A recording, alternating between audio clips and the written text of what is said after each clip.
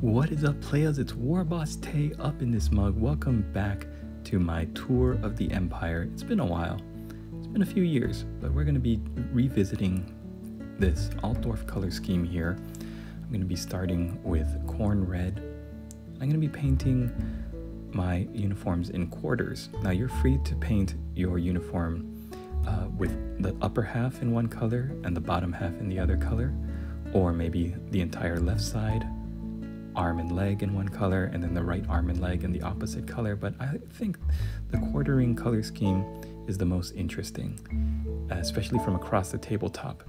If you see big units of miniatures with these quartered color schemes, it really does feel like a uniform that ties in the cohesiveness and the look of your army by showcasing all of the colors very nicely, rather than if you had, you know, a block of 20 miniatures where the upper halves were all red and the bottom halves were all blue.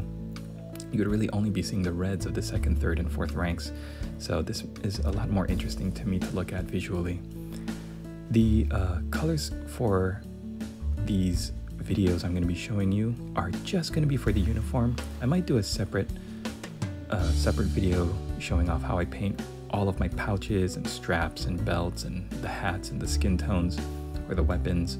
But mostly, if you're interested in starting one of these armies, or if you have an Empire army in your collection and you want to revisit it, then I hope you get some use out of these videos. Mainly it's going to be like 3 colors or 3 paints for each color. So with this red color, we started with corn red.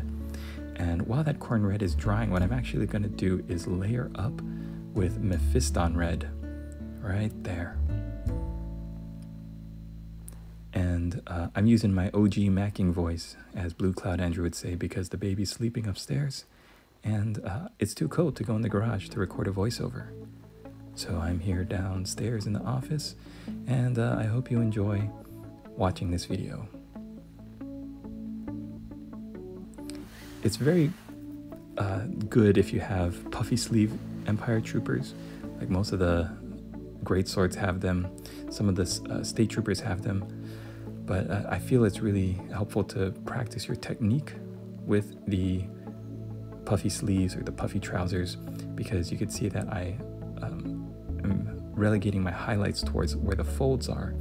It helps you practice with your eye how to point out and pick out where the areas are that you could really pick out those highlights. Now, while those reds are drying, I'm going to be moving on to the blues with Macragge Blue as my first color.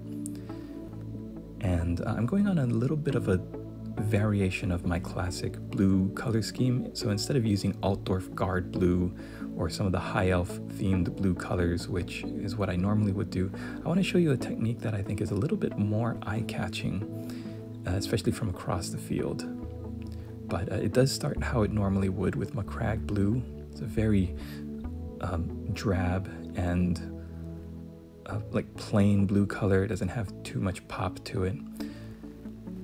And when we paint this on, we want to make sure it's nice and even. So I've got a wet palette next to me. I'm spreading out all of my paints on the wet palette to make sure that when I have it on the tip of my brush here, it doesn't apply too thick.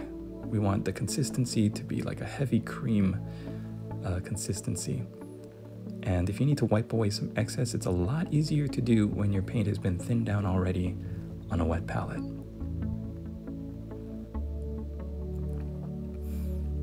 You'll notice that I'm painting with a little bit of a wet palette, or wet blending technique. And you're free to do this, or you're free to wait until the colors dry. Next, we're going to move on to Sotek Green. And if you are batch painting an entire unit of Empire soldiers in these Altdorf colors, then there's more of a likelihood that your paint will be dry by the time you return back to the first miniature to apply the next coat. I wanted to try this wet blending technique though, because I thought it might be fun if you're in a rush or you only want to get 1 or 2 troops done. I want to show you how it's possible to do that with this technique. So while that under color is still drying, it's still wet, I'm applying this first highlight color. And by doing this and blending the colors, I'm going to avoid having to use a wash or a shade, which is something I never usually do. But when I'm doing wet blending like this, then it's a lot easier to blend the colors so that it gives the appearance of having had a shade or a glaze on your miniature. And basically all I'm doing is really lightly adding the color to the wet paint underneath. Then I'm feathering the color into it so that it blends itself while keeping that darker undercolor mostly to where the shades or the recesses would be. And what you could also do is use a second brush. So have one brush apply that temple or that Sotek green and have that second brush be the one that does the blending. I've done that before, but I think this is fine. And this is a pretty simple technique too. You don't have to be an advanced painter. Give it a try and see how it works for you. Next, we're doing Wazdaka red for the final highlight of the red area. And for this, I'm really just going to be sticking to the folds of the puffy sleeves and the puffy trousers. Just where that line is where the fold catches the light. By doing this, you create the illusion of depth and you show where the light would be catching the cloth as it folds over. I'm also going to be just very lightly applying it to the sleeve and mostly a diagonal line there to simulate the appearance of light catching on that arm.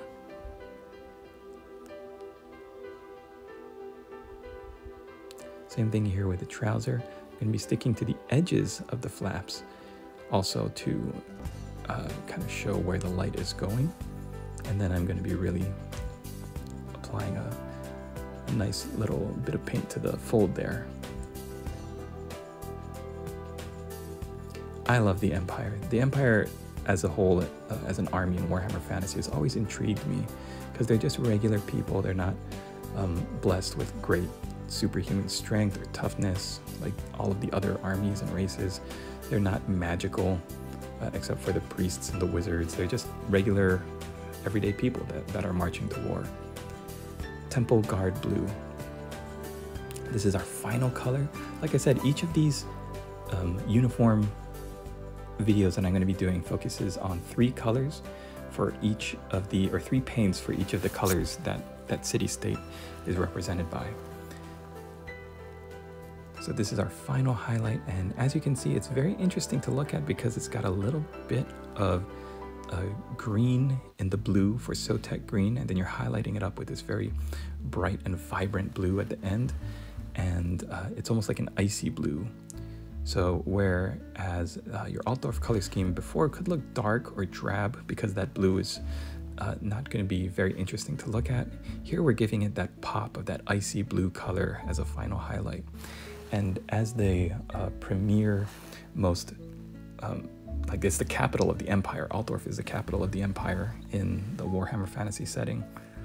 I'm not sure if it still is in the Old World or where the capital of the Empire is in the Old World setting, but as far as I've played Warhammer Fantasy, Altdorf has always been like the biggest city, and it's the most fashionable, the most interesting to learn about and to visit and travel to. So I hope you guys enjoyed this video.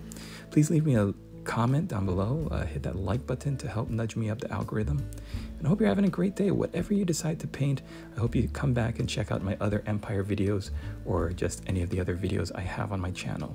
Thank you so much to my patrons for supporting the studio, and join me on Discord if you're not there already to join a great community. Thanks for watching, and we'll see you in the next video.